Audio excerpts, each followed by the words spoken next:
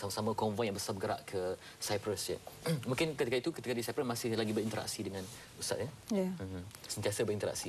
Kami sentiasa berinteraksi. Ketika kita melihat bahawa kesukaran untuk belayar dan sebagainya, apakah timbul isyarat hati bahawa akan berlaku kesukaran selepas itu? Sudah pasti sebab kita tahu bagaimana Israel akan cuba mencari jalan bagaimana untuk menghalang konvoi ini akan berlepaskan. Dan suami pun telah memberikan kata-kata yang kemungkinan itu. Tapi antara kata-kata akhir yang dia pergi sebelum, sebab dia kata kalau dah belayar tidak akan ada hubungan lagi, kita tidak boleh lagi berinteraksi. Jadi dipesan teruskan perjuangan, maknanya teruskan apa pun yang berlaku kepada dia dan konvoi. Dia mengharapkan kami meneruskan perjuangan ini supaya pelapis-pelapis yang seterusnya dan anak-anak memahami apa yang sedang diperjuangkan. Perjuangan yang bagaimana itu? Perjuangan untuk membantu rakyat Palestin untuk membebaskan mereka keluar daripada kongkongan Israel ini. Momen ketika di lapangan terbang mungkin penuh dengan emosi ketika nak berlepas ke Gaza. Lapangan terbang. Tak sempat tu jumpa kali terakhir masa nak register masuk UAE. Mubarak anak yang keberapa? Anak yang ketiga. Yang ketiga ada lagi adik eh? Ada. Yang kecil-kecil tu mungkin macam mana nak memberikan fahaman bahawa ayah sedang pergi berjuang, bekerja dan bukannya atas faktor yang lain. Macam mana nak memberikan fahaman supaya mereka kalau apa yang berlaku sekalipun mereka akan redha dan juga tetap kuat. Macam mana? Daripada sejak balik rumah itu dah selalu cakap kat adik-adik. Cakap abah ni pergi mungkin banyak kemungkinan boleh jadi. So apa-apa jadi semua sabar, jaga umur elok. Puan pastinya pernah mungkin menangis ya bersendiri, kebimbangan yang mungkin tiba-tiba diusik dengan emosi yang keterlaluan ya. Sebagai fitrah seorang manusia, perasaan begitu pasti ada. Tapi oleh kerana kefahaman kita dan kejelasan kita tentang apa yang sedang dilakukan itu mungkin dapat mengatasi perasaan. Dan kita rasakan, saya dapat rasakan mungkin inilah juga perasaan yang dialami oleh wanita-wanita di Gaza. Bagaimana suami-suami mereka ditangkap ataupun suami mereka mati, dibunuh oleh Israel. Yang lebih dahsyat lagi. Yang lebih dahsyat lagi. Jadi saya rasakan kalau selama ini kita bercakap tapi kita tidak merasakan. Tapi bila peristiwa ini berlaku, kita sedikit sebanyak dapat merasakan inilah perasaan wanita-wanita di Gaza dan ianya menambahkan lagi semangat saya untuk terus membantu. Ketika berbual kali terakhir ketika mungkin di Cyprus kan, emosi dapat bercakap dengan tak, kami hanya SMS. Melalui chatting lah. Dari segi emosi yang dicuba disampaikan tu bagaimana agaknya? Nada yang cuba dibawakan.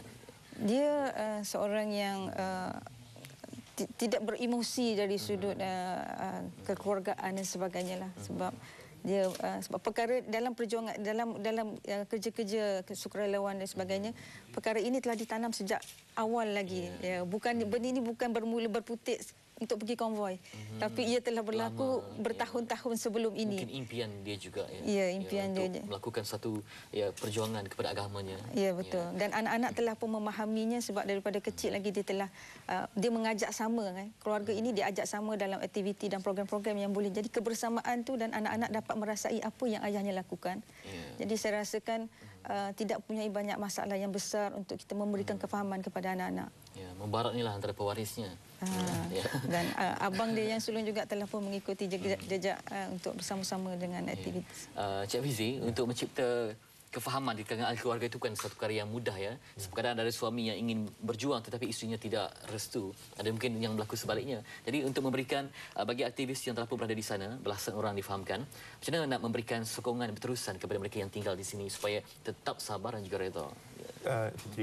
Bila kita bercakap tentang perjuangan, dia adalah satu perkongsian.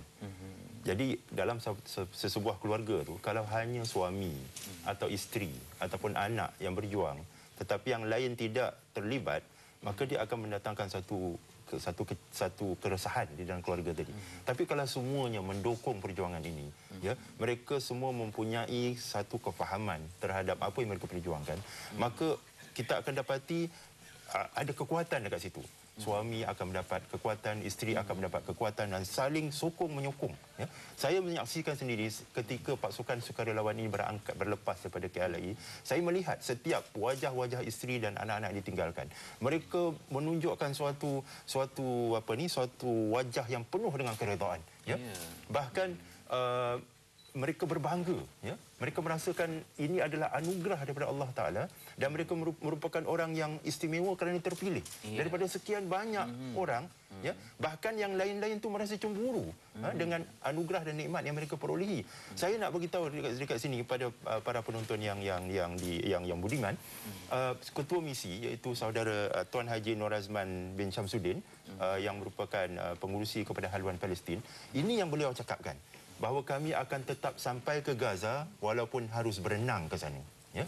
Dan ketua kepada misi keseluruhan iaitu Bulan yang mewakili IHH, iaitu organisasi NGO Turki yang mengendalikan flotilla ni, Lifeline for Gaza, beliau mengatakan dengan tegas, ya, bahawa plan A kami akan sampai Gaza, plan B kami akan sampai Gaza, plan C kami akan sampai Gaza. Sebab itulah Fitri, kita lihat hari ini daripada hampir 700 sukarelawan yang ditahan di detention center di Ashdod tu, 600 orang daripada mereka memilih untuk terus ditahan. Sebab apa?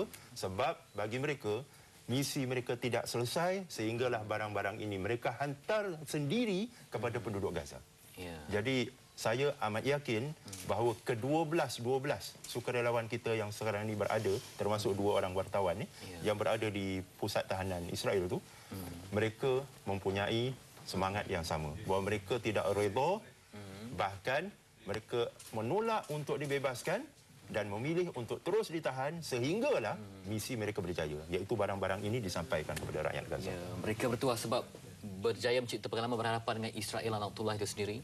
Itu ada satu pengalaman yang cukup manis, dan saya rasa inilah antara satu semangat kita dapat daripada perbincangan ini dengan kekuatan Ustazah sendiri, ya, yang sentiasa memberikan kekuatan yang memanglah semua insan ada perasaan sedih, tapi sedih itu telah pun digabungkan, telah pun ditutupi dengan perasaan ingin berjuang kerana Allah Taala, dan pastinya kalau kita membantu agama Allah, Allah akan tolong kita. Itulah mungkin jadi pegangan hidup kepada puan, ya. InsyaAllah. Dan akhir sekali, apakah harapan kepada rakyat Malaysia dengan doa-doa yang telah pun mereka lakukan, puan? Ya. Harapan saya supaya semua rakyat Malaysia terus menyokong perjuangan yang telah di misi ini, dan kita sama-sama berdoa, dan saya mengharapkan maknanya untuk kita akan adakan rapat umum dan juga demonstrasi dan sebagainya, turunlah bersama-sama untuk menunjukkan sokongan kita dan bahan-bahan kita terhadap kekejaman Israel.